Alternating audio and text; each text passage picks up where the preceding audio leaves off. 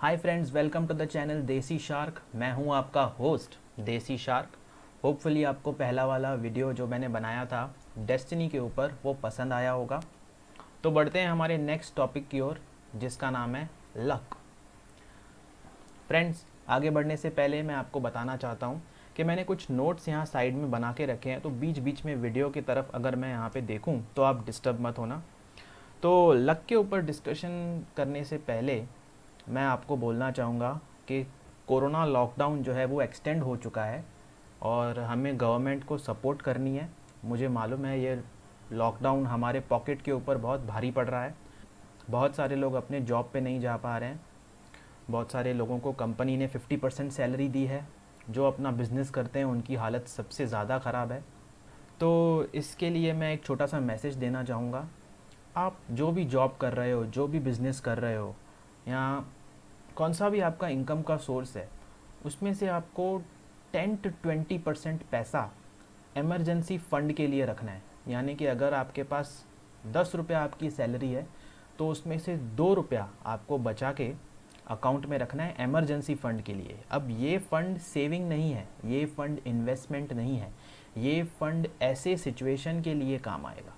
ठीक है, कि अगर सपोज़ करो मुंबई में या इंडिया में केसेस और बढ़ जाते हैं और लॉकडाउन और एक्सटेंड हो जाता है और आप अपने काम पे नहीं जा सकते, अपने बिजनेस फैक्ट्री को ओपन नहीं कर सकते हैं, तब आप क्या करोगे? ठीक है, तो इमरजेंसी फ़ंड के बारे में ऑनलाइन पढ़िए और इमरजेंसी फ़ंड को जमा कीजिए। तो आते हैं हमारे आज के टॉपिक पे, जिसका नाम है लक। अक्सर मोटिवेशनल स्पीकर्स जो हैं वो बोलते हैं कि harder you work the luckier you get. इसका मतलब है आप जितना ज़्यादा हार्डवर्क करोगे उतना ज़्यादा लकी हो जाओगे, या फिर जितनी ज़्यादा मेहनत करोगे उतना ज़्यादा आपका लक आपका साथ देगी। आपको लगता है ये सही है? मेरे हिसाब से इस बात का कुछ मतलब नहीं है। लक और हार्डवर्क का कुछ भी रिलेशन नहीं है। ठीक है, अब आप पूछोगे कि ऐसा क्यों? सबसे पहले तो जब से हम पैदा होते हैं, मैं वहाँ से इसका एग्ज़ाम्पल चालू करता हूँ। ठीक है, आप इंडिया में पैदा हुए हो। अब आप सोचो, अगर आप अफ्रीका के किसी कंट्री में पैदा होते तो, जहाँ पे गरीबी है, जहाँ पे लोगों को टॉयलेट बनाने का भी पैसा नहीं है। एक बच्चा जो है वो एक बड़े बिजनेसमैन के यहाँ पे पैदा होता है, बड़े बंगलों में पैदा होता है, और एक बच्चा जो है वो किसी गरीब के यहाँ पे जो रास्ते पे झोपड़ी बना के रहता है फुटपाथ पे, उसके यहाँ पे पैदा होता है। तो आप मुझे बताओ, इन दोनों बच्चों ने ये दोनों घर खुद सिलेक्ट किए थे पैदा होने के लिए, या इन्होंने कौन सा हार्डवर्क किया? क्या जो बच्चा बंगलों में पैदा हो रहा है वो उस बच्चे के कंपैरिजन में लकी नहीं है जो रास्ते पे पैदा हो रहा है? इन बच्चों ने कौन सी हार्डवर्क की कि एक बच्चा मिलेनियर या बिलेनियर के पास पैदा हो रहा है और एक बेचारा जो रास्ते पे भेलपुड़ी बेचता है उसके घर पे पैदा हो रहा है? तो बच्चे लकी हुए या नहीं? लक का फ़र्क है या नहीं दोनों बच्चों के बीच में? ठीक है, अब आते हैं हमारे सेकंड एग्जाम्पल पे कि लक ज़िंदगी और मौत या फिर लाइफ और डेथ को कैसे अफेक्ट करती है। आपने सुना है कभी कि कोई बंदा सेकंड फ्लोर से गिर गया और बच गया? नहीं सुना है? मैं आपके सामने बैठा है। मैं जब हॉस्टल में रहता था तब अप्रॉक्सीमेटली 25 फुट की हाइट से गिरा था, लेकिन मेरा सिर्फ पैर में कुछ फ्रैक्चर्स हुए थे, उसके अलावा मेरे बॉडी पे एक खरोंच भी नहीं आई। काफ़ी सारे बंदों की या काफ़ी सारे लोगों की आपने कहानियाँ सुनी है कि पलंग से गिर के कुछ अजीब सी उनको चोट लग गई सर पे और वो मर गए। तो मैं लकी था या मैंने कुछ मेहनत की थी बचने के लिए? माँ बाप का आशीर्वाद ऑफ कोर्स काम आता है, लेकिन लक का हार्डवर्क के साथ कुछ रिलेशन नहीं है। अब मैं आपको आगे कुछ ऐसे एग्जाम्पल दूंगा जिससे आपको पता चलेगा कि पढ़ाई का, हार्डवर्क का, लकी होने से कुछ मतलब नहीं है। ठीक है, तो बढ़ते हैं अगले एग्जाम्पल की ओर। 1993 में ये एग्जाम्पल मेरे दिल के बहुत करीब है, क्योंकि इससे मैं आपको प्रूव करूँगा कि लक ज़िंदगी और मौत में कैसे डिफरेंस पैदा करती है। कोई अगर अनलकी है वो मर सकता है, और कोई अगर लकी है वो सेम सिचुएशन में बच भी सकता है। तो 1993 में जब मुंबई में टेररिस्ट अटैक हुआ था, वो टेररिस्ट अटैक का नाम है मुंबई बॉम्ब ब्लास्ट। अब जब मुंबई बॉम्ब ब्लास्ट हुए, उस दिन 12:30 से लेके 1:30 के बीच मेरे मम्मी के ऑफिस में लंच टाइम होता है। तो हमेशा की तरह लंच टाइम था, मेरी माँ ने खाना खाया और चलते चलते मेरी माँ की चप्पल टूट गई। अब इस समय टाइम हुआ है 1 बज रहा है दोपहर का। तो मेरी मम्मी बिल्डिंग से उतर के नीचे गई। अब मेरी मम्मी का ऑफिस, मैं नाम नहीं लूँगा बिल्डिंग का, पर 19th फ्लोर पे था, 19वें माले पर। तो 19वें माले से लिफ्ट में उतर के नीचे गई और मेरे मम्मी के बिल्डिंग के सामने जिस ऑफिस में वो काम करती थी, एक मोची बैठता था। 1:10 के आसपास उस मोची के पास मेरी माँ पहुँच गई और वो मोची को कहा कि मेरी चप्पल टूट गई है, अब मुझे ये चप्पल रिपेयर करके दो। तो मोची ने मेरे माँ को मना कर दिया। उसने बोला, मैडम जैसे आपका लंच टाइम है वैसे मेरा भी लंच टाइम है, आप 1:30-2 बजे के बाद आना, ठीक है। तो मेरी माँ ने उसको बहुत रिक्वेस्ट किया कि भाई आप ऐसा क्यों कर रहे हो, मेरी चप्पल टूट गई है, बना के दो। लेकिन लाख मनाने पे भी वो माना नहीं और उसने मेरी माँ को लास्ट में बहुत ही कड़क आंसर दिया और बोला, मैडम अभी आप जाओ, मैं आपका काम नहीं करूँगा। तो मेरी माँ निराश होकर वापस बिल्डिंग के ग्राउंड फ्लोर पे आई और इस टाइम पे 1:15 बज रहा था।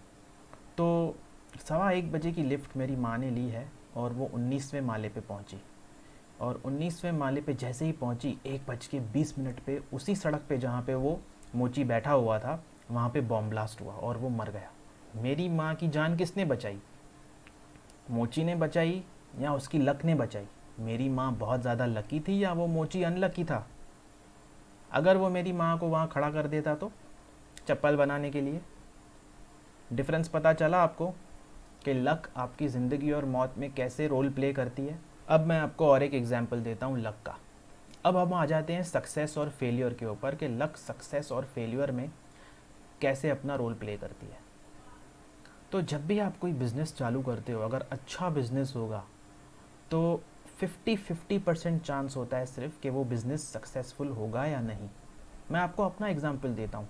जब मैंने अपने रेडियोलॉजी की पढ़ाई की थी, मैं बहुत अच्छा रेडियोलॉजिस्ट था, मुंबई के काफ़ी सारे बड़े कंपनियों के लिए काम करता था। लेकिन उसके बाद मैंने डिसाइड किया कि मैं जॉब छोड़ के अपना बिज़नेस चालू करूँगा। मैंने उस जॉब से काफ़ी सारे पैसे भी जमा कर लिए थे और मैंने सेम जो काम करता था उस काम का मुझे डीप नॉलेज था, मार्केट का नॉलेज था, पेशेंट्स का नॉलेज था और मैंने वो बिज़नेस स्टार्ट किया। लेकिन मेरा जो बिज़नेस है वो फेल हुआ, ठीक है। मेरा सेंटर उतना सक्सेसफुल नहीं हो पाया जितने दूसरे जो सेंटर्स थे जिनके लिए मैं काम करता था। तो यहाँ पे मैं भी सेम हूँ, मेरी मेहनत भी सेम है, मेरी डिग्री भी सेम है, लेकिन मेरा बिज़नेस नहीं चला। और दूसरे सेंटर्स के लिए जब मैं काम करता था उनका अच्छा खासा बिजनेस चलता था और मैंने भी अच्छा खासा पैसा कमाया उनमें से, ठीक है। अब एक और एग्जाम्पल पे आ जाते हैं कि लक सक्सेस में कैसे काम करती है। शाहरुख खान का आपने नाम सबने सुना है, ठीक है। शाहरुख खान का जो बैकग्राउंड है वो दिल्ली का थिएटर बैकग्राउंड है, ठीक है। तो शाहरुख खान के साथ बहुत सारे अच्छे एक्टर्स थे जो दिल्ली में थिएटर में काम करते थे और उसी के साथ 1990 के आसपास सब मुंबई आए एक्टर बनने के लिए। तो शाहरुख में ऐसी क्या बात थी जो उनमें नहीं थी? शाहरुख गुड लुकिंग भी नहीं है उतना ज़्यादा, स्मार्ट है, हैंडसम है, दिमाग बहुत अच्छा है उस आदमी में, मेहनत भी बहुत करता है, लेकिन लुक्स थे उसके पास, वो तो सारों के पास थे। आदित्य पंचोली का नाम सुना है आपने? वो कितना गुड लुकिंग है, देख लीजिए फ़ोटो में, ठीक है। तो ऐसा शाहरुख में क्या था जो दूसरों में नहीं था? लक थी उसके पास, ठीक है। अब लक कैसे थी, वो जब ये वीडियो ख़त्म होगा तब ये सारे एग्जाम्पल्स की लक थी, हम वो डिस्कस करेंगे, ठीक है।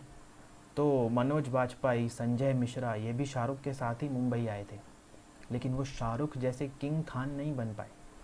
अब आ जाते हैं शेयर बाज़ार के ऊपर। शेयर बाज़ार के ऊपर अक्सर लोग बोलते हैं कि यार शेयर बाज़ार में पैसे लगाएंगे ना तो करोड़पति बन जाएंगे, या कुछ लोग बोलते हैं अरे शेयर बाज़ार तो सट्टा बाज़ार है, शेयर बाज़ार में करोड़ों लगाएंगे ना तो ज़ीरो हो जाएंगे। इसमें गलती शेयर बाज़ार की नहीं है, इसमें गलती इंसान की है। इंसान जुआरी है, इंसान को हर जगह शॉर्टकट में पैसा बनाना है। शेयर बाज़ार में पैसा बनाने के लिए भी दिमाग लगता है और थोड़ी बहुत लक लगती है। अब मैं आपको दो एग्जाम्पल देता हूँ शेयर बाज़ार के, जिन्होंने शेयर बाज़ार से हज़ारों करोड़ रुपए कमाए। एग्जाम्पल है, एक तो हैं शंकर शर्मा जो बहुत बड़े इन्वेस्टर हैं, दूसरे हैं रामदेव अग्रवाल। अब रामदेव अग्रवाल और शंकर दोनों ये चीज़ कह रहे हैं कि आपको 3 या 4 ऐसे शेयर सिलेक्ट करने हैं जो आपको करोड़पति बना दे। दुनिया भर के 250 कंपनियों में पैसा नहीं लगाना है। खास करके जो रामदेव अग्रवाल हैं, जो मोतीलाल ओसवाल एएमसी के चेयरमैन हैं, वो बोलते हैं कि लाइफ में 3 या 4 डिसीजन ऐसी हैं जो आपको 100 करोड़ या 1000 करोड़ बना सकती हैं। शंकर खुद कह रहे हैं कि मैंने 92 के हर्षद मेहता जब स्कैम हुआ था शेयर मार्केट में, उसमें बहुत पैसा बनाया। फिर मैंने 2000 में बहुत पैसा बनाया आईटी बूम में। फिर 2008 में जैसे अभी शेयर मार्केट गिरा हुआ है वैसा जब फॉल हुआ उसमें मैंने गंवाया भी और जल्दी निकला भी। प्रॉब्लम क्या होती है, लोग शेयर बाज़ार में घुस तो जाते हैं, जब 1 रुपये का 100 रुपया हो जाता है तब उनकी लालच बढ़ जाती है। वो 100 पे निकलते नहीं हैं उस शेयर से, फिर वो वेट करते हैं नहीं भाई ये तो 1000 गुना होएगा। 1000 गुना बहुत कम लोगों के लिए होता है। 1000 गुना उनके लिए होता है जिनको शेयर मार्केट का डीप नॉलेज होता है, कंपनी कैसे परफॉर्म करती है उसका डीप नॉलेज होता है, कंपनी कौन से बिजनेस में है उसका डीप नॉलेज होता है, ये बिजनेस अगले 10-15 साल तक रहने वाला है या नहीं उसका डीप नॉलेज होता है। तो शंकर और मिस्टर अग्रवाल दोनों कह रहे हैं कि आपको अगर शेयर मार्केट में 10% रिटर्न चाहिए तो उसके लिए नॉलेज की ज़रूरत है। अगर 100% रिटर्न चाहिए तो उसके लिए आपको लंबा समय तक बैठना है। लेकिन अगर 1 रुपये का शेयर है उसका 1000 गुना चाहिए तो उसके लिए आपको लक चाहिए। लक का बहुत बड़ा इम्पोर्टेंस है। सिर्फ मेहनत करने से, पढ़ाई करने से लक इम्प्रूव नहीं होती है।